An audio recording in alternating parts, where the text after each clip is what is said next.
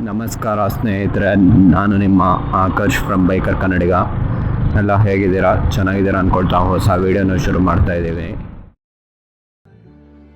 ಇದೇ ನಾಡು ಇದೇ ಭಾಷೆ ಎಂದೆಂದೂ ನನ್ನದಾಗಿರಲಿ, ಎಲ್ಲೇ ಇರಲಿ ಹೇಗೆ ಇರಲಿ, ಕನ್ನಡವೇ ನಮ್ಮ ಉಸಿರಲ್ಲಿ. ಇವತ್ತು ಬಂದುಬಿಟ್ಟು ನಮ್ಮ ನವೀನಂದು RTR ತೊಗೊಂಡು ಬಂದಿದ್ದೀನಿ. ಏನು ಅಂದರೆ ಇಲ್ಲಿ ಟೈರ್ ಚೇಂಜ್ ಮಾಡಿಸ್ಬೇಕಿತ್ತಂತೆ ಅವ್ನ ಗಾಡಿಗೆ.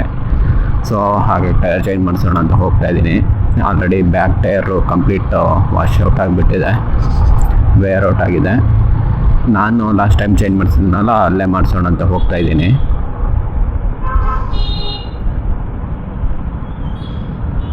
ಇವೊಂದು ಟೈರ್ ಸೈಜ್ ಬಂದುಬಿಟ್ಟು ಸ್ವಲ್ಪ ಕನ್ಫ್ಯೂಷನಲ್ಲಿದೆ ನನಗೆ. ಆ್ಯಕ್ಚುಲಿ ನಾನು ಅಪಾಚೆ ಇದು 164ಗೆ 130/70 ಬರುತ್ತೆ ಅಂದ್ಕೊಂಡಿದ್ದೆ. ಈಗ ಇವನ್ ಗಾಡೀಲಿ ಇರೋದು ನೋಡಿದ್ರೆ 120/80 ಇದೆ. ಅಂದರೆ ಮಧ್ಯದಲ್ಲಿ ಒಂದು ತಮ್ಮ ಒಂದ್ಸಲ ಟೈರ್ ಚೇಂಜ್ ಮಾಡಿಸಿದ್ದ. ಸೊ ಅದರಿಂದ ಹಾಗೇನಾರು ಚೇಂಜ್ ಮಾಡಿಸಿದ್ದ, ಅವನೇನಾರು ರೀಸೈಜ್ ಮಾಡಿಸಿದ್ನ ಏನೋ ಗೊತ್ತಿಲ್ಲ. ಒಂದು ಸಲ ಚೆಕ್ ಮಾಡ್ಕೊಬೇಕಿತ್ತು. ಇಲ್ಲೇ ಒನ್ ವೇಲಿ ಹೋಗೋದೇ ಒಳ್ಳೇದು ಅನಿಸುತ್ತೆ.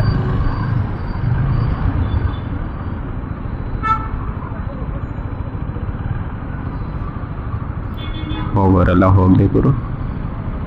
ಅದೇ ನೋಡ್ಕೊಂಡು ಈಗ ಚೇಂಜ್ ಮಾಡಿಸ್ಬೇಕು. ಇಲ್ಲೇ ಹತ್ತಿರದಲ್ಲಿದೆ, ಸುಮ್ಮನೆ ಅಕ್ಟೂಗೆ ಹೋಗೋದು.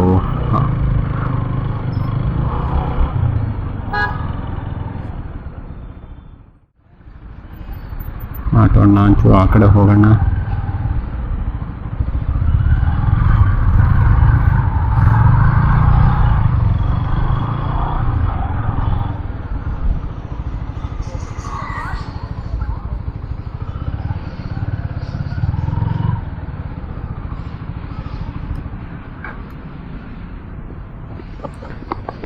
ಸೆಂಟ್ರ್ ಸ್ಟ್ಯಾಂಡ್ ಇದೆ ಅಲ್ಲನಾ?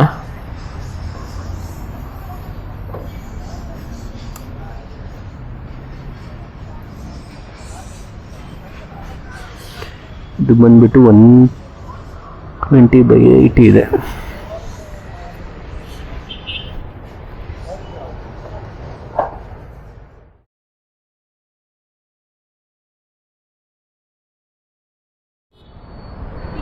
ಟಯರ್ ಹಾಕ್ಸ್ಕೊಂಡು ಹೊರಟಿದ್ದೇವೆ. ಸೇಟ್ ಝೂಮ್ ಏನೋ ಬರುತ್ತೆ, T1 ಅಂತ ಒಂದು ಮಾಡೆಲ್ ಬರುತ್ತೆ, ಅದನ್ನು ಹಾಕ್ಸಿದ್ದೀವಿ. ಗಾಡೀಲಿ ಪೆಟ್ರೋಲ್ ಇಲ್ಲ, ಪೆಟ್ರೋಲ್ ಹಾಕ್ಸ್ಕೊಂಡು ಅಲ್ಲಿಂದ ರೂಮಿಗೆ ಹೋಗಬೇಕು. ಟೈರ್ ಕಾಸ್ಟ್ ಬಂದುಬಿಟ್ಟು 3400 ಆಯಿತು. ಇದು ರೇಡಿಯಲ್ ಅಲ್ವಾ, ಹಾಗಾಗಿ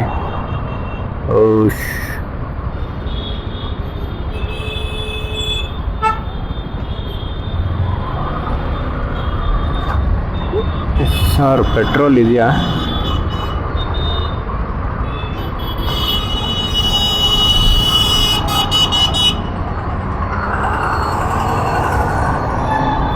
ನಾವು ಸ್ಟ್ರೈಟ್ ಹೋಗಬೇಕು.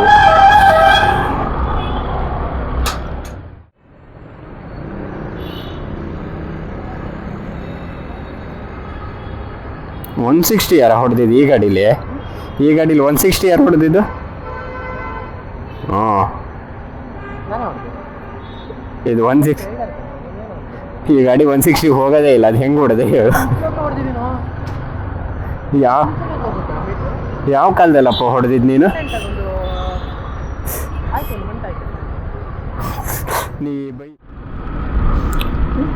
ಆ್ಯಕ್ಚುಲಿ ಈ ಗಾಡಿದು ಬ್ಯಾಕ್ ಡಿಸ್ಪ್ಲೇಟಲ್ಲಿ ಕ್ರ್ಯಾಕ್ ಬಂದುಬಿಟ್ಟಿದೆ. ಡಿಸ್ಪ್ಲೇಟ್ಸು ಚೇಂಜ್ ಮಾಡಬೇಕು. ಈ ಗಾಡಿ ಆ್ಯಕ್ಚುಲಿ ಇವನ ತಮ್ಮನ ಹತ್ರ ಇತ್ತು, ಇವನಿವಾಗ ಇಸ್ಕೊಂಡಿದ್ದಾನೆ. ಸೊ ಹಾಗಾಗಿ ಎಲ್ಲ ಗಾಡಿ ತುಂಬ ಟೈಮ್ ಹಾಗೆ ನಿಂತಿತ್ತು ಮನೆಯಲ್ಲಿ. ತುಂಬ ಕೆಲಸಗಳಿದ್ದಾವೆ, ಎಲ್ಲ ಮಾಡಿಸ್ಬೇಕು. ಎಲ್ಲ ಮಾಡಿಸ್ಕೊಂಡು ಮುಂದೆ ನೋಡೋಣ. ಆ್ಯಕ್ಚುಲಿ ಇನ್ನೊಂದು ವಿಷಯ ಹೇಳಬೇಕು ಅಂದರೆ, ನಮ್ಮ ಶರಣ್ ಒಂದೊಳ್ಳೆ ಸಾಧನೆ ಮಾಡ್ಕೊಂಬಂದಿದ್ದಾನೆ. ಏನು ಅಂದರೆ, ಮೊನ್ನೆ ಶಿವರಾತ್ರಿ ದಿನ ಟೆಂಪಲಿಗೆ ಹೋಗ್ತಾ ಅದು ಒಂದು ಕ್ರಾಕ್ಸ್ ತೊಗೊಂಡಿದ್ದ ರೀಸೆಂಟಾಗಿ. ಒಂದು 2 ವೀಕ್ಸ್ ಆಯ್ತು ಅಷ್ಟೇ.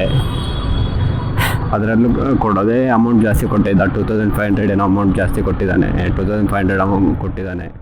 ಅದು ಅಲ್ಲದೆ ಅವನು ಫಸ್ಟಿಗೆ ಆರ್ಡ್ರ್ ಮಾಡಿದಾಗ ಸೈಜು ರಾಂಗ್ ಸೈಜ್ ಬಂದಿತ್ತು. ನೆಕ್ಸ್ಟ್ ಟೈಮು ಅದನ್ನು ರೀಪ್ಲೇಸ್ಮೆಂಟ್ ಕೊಟ್ಟಾಗ ಅದು ನೋಡ್ರೆ ಕ್ರಾಕ್ಸ್ ಬದಲು ಕ್ರಾಸ್ ಬಂದಿದೆ. ಕ್ರಾಸು ಆ್ಯಂಡ್ ಸ್ಪೋರ್ಟ್ಸ್ ಅಂತ ಏನೋ ಬರುತ್ತೆ, ಆ ಸ್ಲಿಪ್ಪರ್ ಬಂದುಬಿಟ್ಟಿದೆ. ಮತ್ತು ಅದನ್ನು ರಿಟರ್ನ್ ಹಾಕಿ ಅದನ್ನು ಹೊಸದಾಗಿ ಮತ್ತೊಂದು ಸಲ ಆರ್ಡ್ರ್ ಮಾಡ್ದ. ಆ ರಿಟರ್ನ್ ಆಗಿರೋದು ಅಮೌಂಟ್ ಕೂಡ ಬಂದಿರಲಿಲ್ಲ. ಅದು ಅಲ್ಲದೆ ಇವನು ಹೊಸದಾಗಿ ಇನ್ನೊಂದು ತರಿಸ್ಕೊಂಡಿದ್ದ. ಅದು ಯೂಸ್ ಮಾಡ್ತಾ ಏನೊಂದು ವೀಕ್ ಆಗಿತ್ತಷ್ಟೇ. ಮೊನ್ನೆ ಶಿವರಾತ್ರಿ ದಿನ ಟೆಂಪಲ್ಲಿಗೆ ಹೋಗ್ತಾ ಅದನ್ನು ಹಾಕೊಂಡು ಹೋಗ್ಬಿಟ್ಟಿದ್ದಾನೆ. ಮಲ್ಲೇಶ್ವರಮಲ್ಲಂತೆ ಸಿಕ್ಕಾಪಟ್ಟೆ ಜನ ಇದ್ರಂತೆ. ಸೊ ಹಾಗಾಗಿ ಏನು ಮಾಡಿದ್ದಾನೆ, ಸ್ಲಿಪ್ಪರ್ ತೆಗೆದು ಅವನು ಅಲ್ಲಿ ಪೊಲೀಸು ಒಂದು ಸ್ಕೂಟಿ ನಿಂತಿತ್ತದೆ, ಪೊಲೀಸ್ ಅಂತ. ಆ ಸ್ಕೂಟಿ ಕೆಳಗೆ ಇಟ್ಟಿದ್ದಂತೆ. ಗಾಡಿ ಈ ಕೆಳಗಿಟ್ಟು ಸ್ವಲ್ಪ ಮುಂದೆ ಬಂದು ಹಿಂದಕ್ಕೆ ತಿರುಗೋ ಅಷ್ಟೇ ಸ್ಲಿಪ್ಪರ್ ಇಲ್ಲ ಅಂತೆ. ಸ್ಲಿಪ್ಪರ್ ಕಳ್ಕೊಂಡಿದ್ದಾನೆ. ಕ್ರಾಕ್ಸ್ನ ಹೇಗೂ ಕಳ್ಕೊಬೋದು ಅಂತ ನೋಡಿ. ನೀವು ಏನಾದರೂ ಕ್ರಾಕ್ಸ್ ತಗೋಬೇಕು ಅಂದರೆ ಇನ್ಮೇಲೆ ಶೋರೂಮಿಗೆಲ್ಲ ಹೋಗಬೇಡಿ, ಟೆಂಪಲ್ಸಿಗೆ ಹೋಗಿ ಆರಾಮಾಗಿ ಕ್ರಾಕ್ಸ್ ಸಿಗತ್ತೆ. ಮತ್ತು ನಾನು ಮೊನ್ನೆ ನ್ಯೂಸಲ್ಲಿ ಏನೋ ನೋಡಿದೆ, ಅದೇ ಕರ್ನಾಟಕ ಗೌರ್ಮೆಂಟ್ ಅವರೇನೋ ರೋಡ್ ಟ್ಯಾಕ್ಸ್ನ ಜಾಸ್ತಿ ಮಾಡ್ತಾ ಇದ್ದಾರಂತೆ. ಮುಂಚೆ 10% ಇತ್ತು, ಈಗ 12% ಅದು ಮೇ ಬಿ 13 to 20% ಆಗತ್ತೆ ಅಂತ ಹೇಳ್ತಾಯಿದ್ರು. ಅದು ಅಲ್ಲದೆ ಮತ್ತು EV ವೆಹಿಕಲ್ಸ್ಗೆ ಇಷ್ಟು ದಿನ ರೋಡ್ ಟ್ಯಾಕ್ಸ್ ಇರಲಿಲ್ಲ ಪರ್ಮನೆಂಟು. ಎಬೋವ್ 25 lakhs ವೆಹಿಕಲ್ಗಳಿಗೆ ಮಾತ್ರ ಅಂತ ಕೆಲವರು ಹೇಳ್ತಾ ಇದ್ದಾರೆ. ಇನ್ನು ಕೆಲವರು ಇಲ್ಲ, ಎಲ್ಲ EV ವೆಹಿಕಲ್ಸ್ಗಳಿಗೂ ಬರುತ್ತೆ, ಅಪ್ಲೈ ಆಗುತ್ತೆ ಅದು ಅಂತ ಹೇಳ್ತಾ ಇದ್ದಾರೆ.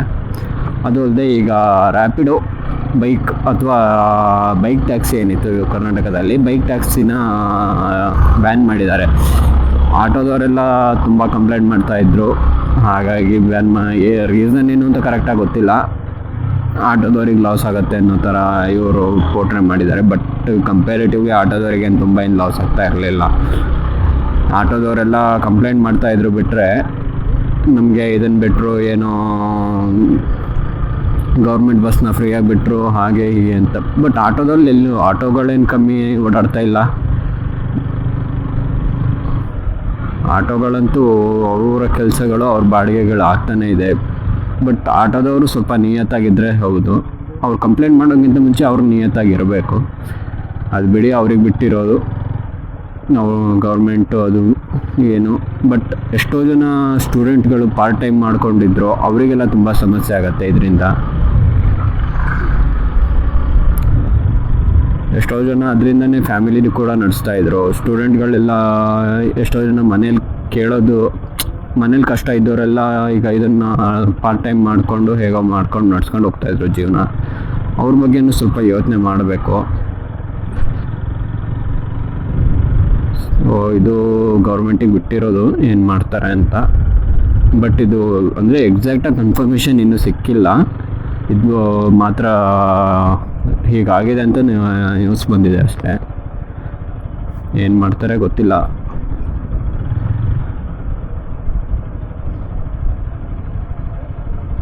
ಬಟ್ ನನಗೆ ಅದೇ ರೋಡ್ ಟ್ಯಾಕ್ಸ್ನ ಜಾಸ್ತಿ ಮಾಡ್ತಾ ಇರೋದು ಇಷ್ಟ ಆಗಿಲ್ಲ. ಆಲ್ರೆಡಿ ಕರ್ನಾಟಕದಲ್ಲಿ ರೋಡ್ ಟ್ಯಾಕ್ಸ್ ಜಾಸ್ತಿ ಇದೆ, ಅಂಥದ್ರಲ್ಲೂ ರೋಡ್ ಟ್ಯಾಕ್ಸ್ನ ಜಾಸ್ತಿ ಮಾಡಿದ್ರೆ ಒಂದೇ ಸೇಮ್ ವೆಹಿಕಲ್ಲು. ಈಗ ನಂದೇ RTR 180 ಈ ಕರ್ನಾಟಕದಲ್ಲಿ 160 ಇದೆ ಅನಿಸುತ್ತೆ. ಬಟ್ ಅದೇ ನೀವು ಬೇರೆ ಸ್ಟೇಟಲ್ಲಿ ತೊಗೊಂಡ್ರೆ 140 130 ಸಿಗುತ್ತೆ. 20,000 ಆಲ್ಮೋಸ್ಟ್ 20,000 ಹತ್ತಿರ ಡಿಫ್ರೆನ್ಸ್ ಬರುತ್ತೆ.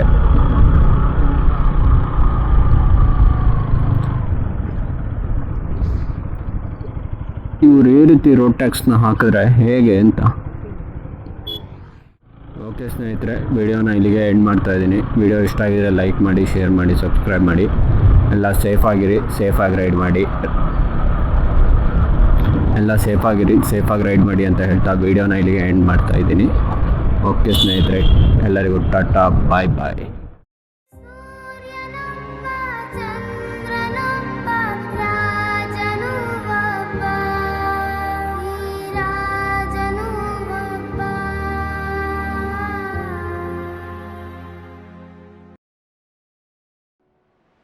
ಕರುನಾಡು ಸ್ವರ್ಗದ ಸೀಮೆ, ಕಾವೇರಿ ಹುಟ್ಟಿದ ನಾಡು.